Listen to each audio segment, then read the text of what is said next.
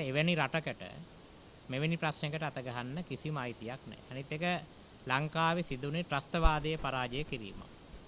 එතකොට මේකෙන් අදහස් වෙන්නේ එංගලන්තයේ හෙවත් එක්සත් රාජධානිය ත්‍රස්තවාදීන්ට සහාය දෙනවා, මූල්‍ය ආධාර සපයනවා, සහයෝගය දෙනවා. ඒතර එක්සත් රාජධානිය රටක නීත්‍යානුකූල හමුදාවට යම්කිසි මෙවැනි පැනවීම් කරන්න උත්සාහ කරනවා කියන එකේ අදහස එක්සත් රාජධානිය එදා වගේම අදටත් තියෙන්නේ ත්‍රස්තවාදයට සහාය දෙමින්. ඒ නිසා එක්සත් රාජධානියට එවැනි පැනවීම් කිරීමේ අයිතියක් නැහැ. ඊට කලින් එක්සත් රාජධානිය අපේ රටට හරිනම් වන්දි ගෙවන්න ඕන සමස්ත ඉතිහාසය පුරාම මේ රටේ ප්‍රකෝටි ගානක ට්‍රිලියන ගානක ධනය මංකොල්ල කාලා සිද්ධ කරපු අපරාධ වලට එක්සත් රාජධානියටයි හරිනම් අපි යම් පැනවීමක් ලෝකෙ එකතු වෙලා සිද්ධ කරන්න ඕන. බුදු සසුන අමතකව පසුගියදා දේදුත් රාජ්‍යයක් පිළිපනවා කියලා ප්‍රකාශයක් කළා. මේ ප්‍රකාශයට ඔබ හිතලා කොහොමද? මේ ගැන කතා කරද්දී අපිට එක ප්‍රශ්නයක් ඇති වෙනවා. අනුර කුමාර ජනාධිපතිවරයා බෞද්ධ විරෝධියෙක්ද කියලා. මොකද 159ක් ඉන්න ආණ්ඩුවේ එකම බෞද්ධයෙක්වත් හිටියේ නැද්ද බුද්ධ ශාසන ඇමතිකම දෙන්න? අවුරුදු 40කින්වත් පන්සලකට අඩිය තියලා නැහැ කියන මේ බුද්ධ ශාසන ඇමතියව පත් කරන්න උග්‍ර කතෝලික අන්තවාදී මතයක ඉන්න මෙවැනි කෙනෙකු පත් කරන්න තරම් අනුර කුමාර ජනාධිපතිවරයා කුමන අල්ලසක්ද උන්ගෙන් අරගෙන තියෙන්නේ. එහෙම නැත්නම් කාදිනල් හිමිපාණන්ගෙන් හරි කාගෙන් හරි වෙනම සන්තෝෂමක් අරන් තිනවද බුදුදහමට ගරහන බුදුදහමට අකමැති සිද්ධාර්ථ චරිතයට අගෞරව කරපු මිනිස්සෙක්ව බුද්ධ ශාසන ඇමති කරන්න. ඉතින් හරිනි අගමැතිවරිය ඇතුළු මේ NPP ආණ්ඩුවේම ප්‍රධාන ඉලක්කයක් තමයි රනිල් වික්‍රමසිංහ දුන්න බැටන් එක ඒ විදියටම අරගෙන යෑම. ඒකට රනිල් වික්‍රමසිංහගේ එක හීනයක් තමයි USAID එකෙන් දීපු ට්‍රිලියන බිලියන ගානක මුදලට සෑහෙන්න මේ ලංකාවේ සිංහල බෞද්ධ සංස්කෘතිය විනාශ කිරීම.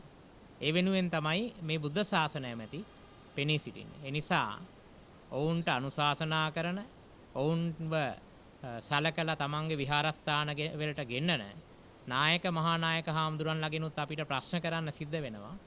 ඔබ වහන්සේලා ගොළු වෙලාද මෙවැනි ප්‍රශ්න දැකලා මොවුන්ට අවවාද කිරීමක්වත් කරන්න නැතුව නිහඬව ඉන්නේ කියන ප්‍රශ්නය අපිට තියෙනවා. ඒ නිසා කවුරු හරි හිතනවා නම් මේ සිංහල බෞද්ධ රාජ්‍යයේ සංස්කෘතිය විනාශ කරලා මේ රට අගාධයට දාන්න ඒක හීනයක්ම පමණයි කියලා බුද්ධ ශාසන ඇමතිය ඇතුළු ආණ්ඩුවට අපි බොහොම තරයේ සිහිපත් කර සිටිනවා. මේ සමරිසි පනත වෙනස් විදිහකින් දේදුන රාජ්‍ය සංකල්පයේ කියන එක මේ ජාත්‍යන්තර බලපෑම් මතම එනවා කියලාද ඔබ වහන්සේ හිතන්නේ මේ රජයේ අභ්‍යන්තරයේ මේකට කැමැත්තක් තියනයි නැහැ කියලාද කියන්නේ? නෑ ඉතින් හරිනි අගමැතිනිය ගෙන්නන්නෙම ජාත්‍යන්තර බලපෑමකින්නේ. NPP එකට දීපු යම්කිසි මොකක් හෝ වරප්‍රසාදයක් මත තමයි හරිනි වැනි චරිතයක් ඔවුන්ගේ අනිකුත් සියලු ජ්‍යෙෂ්ඨ චරිත ඉක්මවල අගමැති තනතුරට යොදන්නේ.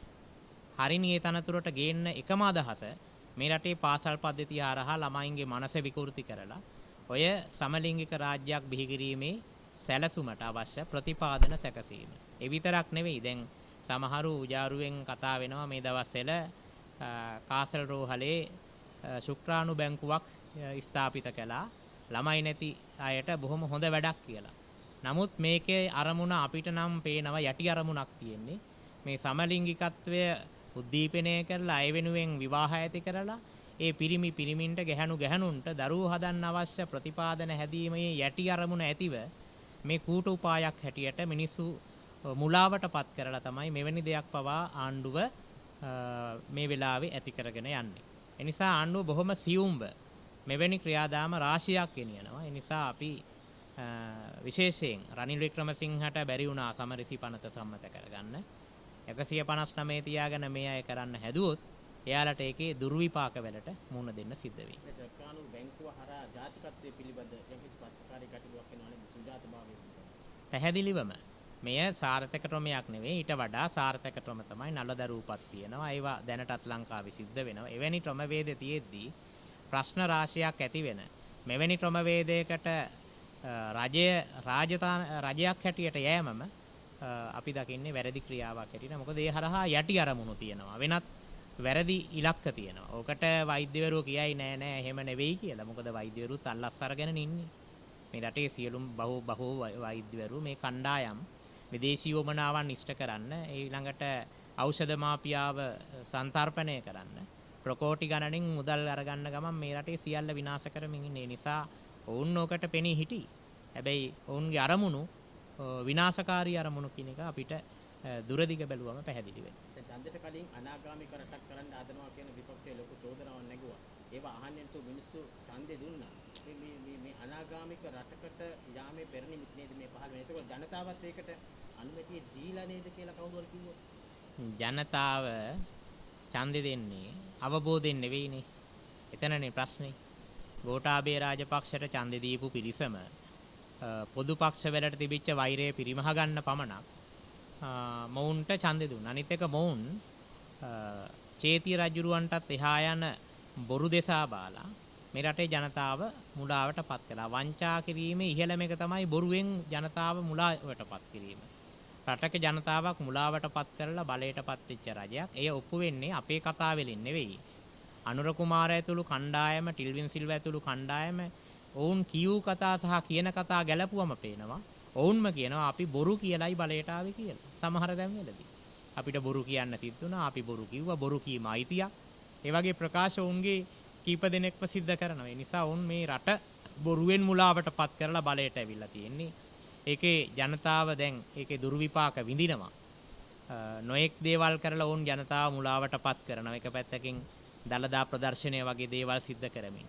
නොඑක් දේවල් අපි හොඳ සිංහල බෞද්ධයි අපි මේක රකින්නවා. අපි ආර්ථිකය දියුණු කරනවා කියමින් කරගන්න බැරි දේවල් වෙනුවෙන් ඔවුන් බොරුවට වෙනත් ක්‍රමවේද ඇති කරලා රටේ වෙන ප්‍රශ්න ඇති කරලා වෙන දෙසකට අවධානය යොමු කරලා රට නොමග යවමින් පවතිනවා කියන එක තමයි අපිට පේන්නේ.